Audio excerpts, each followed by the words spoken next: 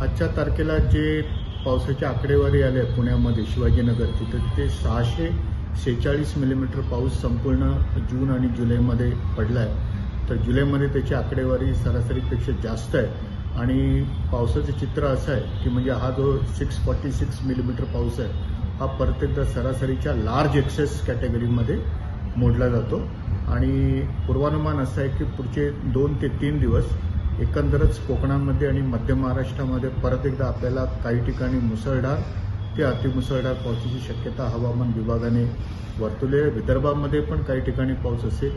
चांगली गोष्ट आहे की परत एकदा मराठवाड्यामध्ये पण आपल्याला गेल्या काही दिवसांमध्ये मध्यम ते जोरदार स्वरूपाचा पाऊस होताना दिसतोय. पुण्यासाठी पुढचे 2 ते 3 दिवस परत एकदा पाऊस सक्रिय असेल. मुसळधार ते अतिमुसळधार पावसाची शक्यता घाट भागामध्ये वर्तवण्यात आली आहे. सातारा, नाशिक या ठिकाणी पण अशाच प्रकारची परिस्थिती अपेक्षित आहे. सर, काही अलर्ट आपण कुठल्या जिल्ह्यांना सध्या दिलेला आहे का? जे अलर्ट्स दिलेले आहेत ते सर्वसाधारणतः कोकणामधले आपले जे जिल्हे आहेत रायगडपासून ते सिंधुदुर्गपर्यंत आणि रायगड म्हणा त्यांना सर्वांना ऑरेंज आहेत. पुण्यासाठी पण ऑरेंज अलर्ट आम्ही काल दिलेला होता. पुढच्या 2 दिवसासाठी म्हणजे गेले 2 दिवस येलो अलर्ट आहे.